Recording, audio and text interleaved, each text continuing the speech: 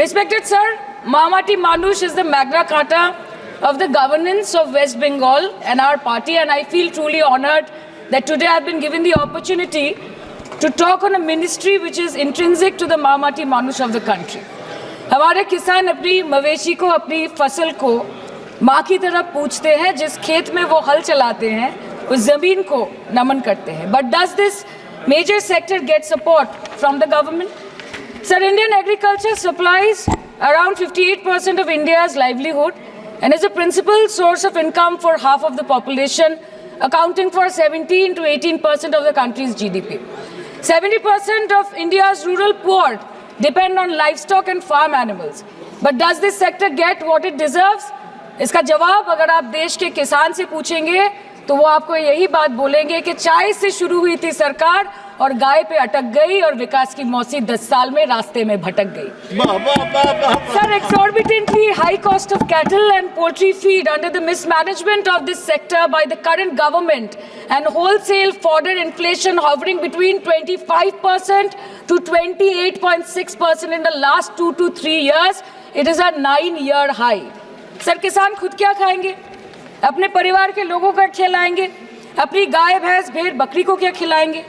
Sir, ऐसे ही वारदात होते हैं जहां गरीबी से जूझता हुआ एक किसान उसको अपनी गाय भेड़ बकरी को बेचने में मजबूर करते हैं और अंत में जाके वो अपनी खुद की जान ले लेते हैं. सर, पिछले 10 सालों में 1,12,000 किसानों ने इस देश में आत्महत्या की.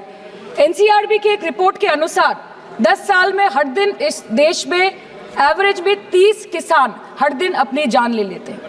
सर, इस देश के लोगों का यही है किस्सा कि जिसको जिताया वो राजा की तरह जाएगा और जिन्होंने जिताया वो फकीर की तरह. विकसित भारत के स्टार स्तंभों में हमारा किसान एक मजबूत स्तंभ है. बीते दशक में खेती के बजट में 10 गुना वृद्धि की गई है. 10 टाइम. 2014 के बाद की बात मैं बताता हूं और ये बहुत बड़ा जंप है. आदरणीय अध्यक्ष जी, आज जो लोग यहां किसान की बातें करते हैं, 2014 से पहले यूरिया मांगने पर लाठी पड़ती थी. रात रात कतारों में खड़ा रहना पड़ता था और वो जमाना था जब खाद किसानों के नाम पर निकलती थी लेकिन खेत में नहीं पहुंचती थी, कहीं और ही काले बाजारी में, और 1 रुपया 15 पैसा वाला हाथ की सफाई का खेल चलता था. आज किसान को पर्याप्त खाद मिल रही है. कोविड का महासंकट आया, सारी सप्लाई चेन डिस्टर्ब हो गई, दुनिया में अनाप शनाप दाम बढ़ गए और परिणाम ये हुआ कि क्योंकि हम यूरिया पर डिपेंडेंट हैं, हमें बाहर से लाना पड़ता है. आज भारत सरकार को जो बोरा यूरिया का 3,000 रुपए में पड़ता है, सरकार ने वो झेला और किसान को 300 से भी कम कीमत पर दिया है. 300 रुपए से कम. किसान को ज्यादा से ज्यादा फायदा हो, इसके लिए लगातार हम काम कर रहे हैं. आदरणीय अध्यक्ष जी, किसानों को सस्ती खाद मिले, इस एक काम के लिए पिछले 10 साल में 12 लाख करोड़ रुपया खर्च किया गया है.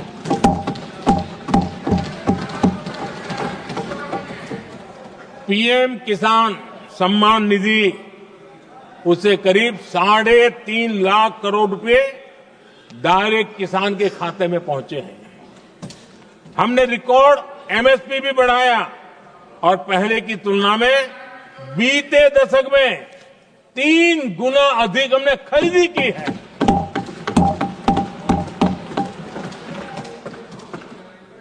किसान को ऋण मिले, आसान ऋण मिले, सस्ता ऋण मिले, उसमें भी 3 गुना वृद्धि की गई है.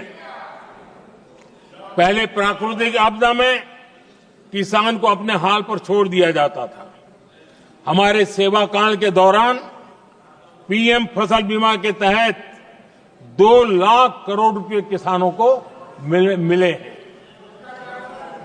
आदरणीय अध्यक्ष महोदय, सिंचाई के लिए बीते दशक में अभूतपूर्व कदम उठा गए और जो लोग संविधान की बातें करते हैं उनको ज्यादा ज्ञान नहीं है, ये भी दुर्भाग्य है। बहुत कम लोगों को मालूम होगा कि हमारे देश में डॉक्टर बाबा साहब आम्बेडकर ने पानी की योजनाओं को लेकर इतना उनका विजन क्लियर था, इतना व्यापक था और इतना समावेशी था जो आज भी हम लोगों को प्रेरणा देता है।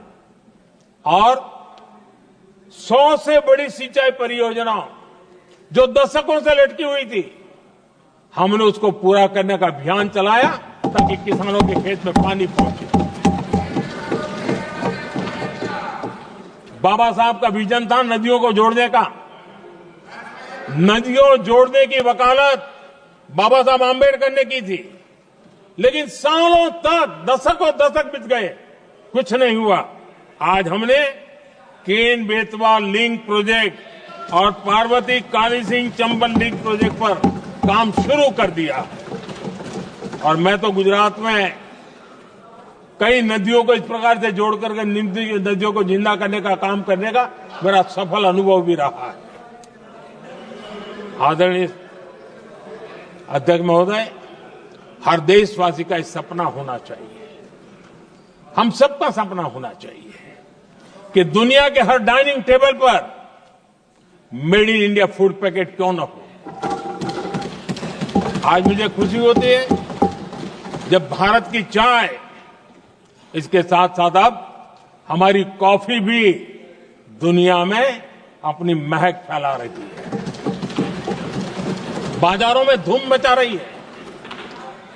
इवन हमारा टर्मरिक कोविड के बाद सबसे ज्यादा मांग बढ़ी है।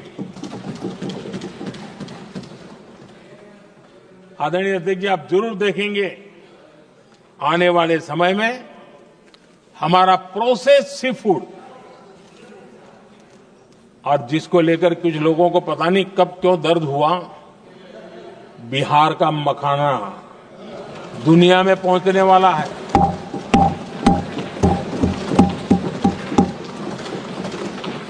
हमारा मोटा अनाज यानी श्री अन्न, ये भी दुनिया के बाजारों में भारत की शान बढ़ाएगा।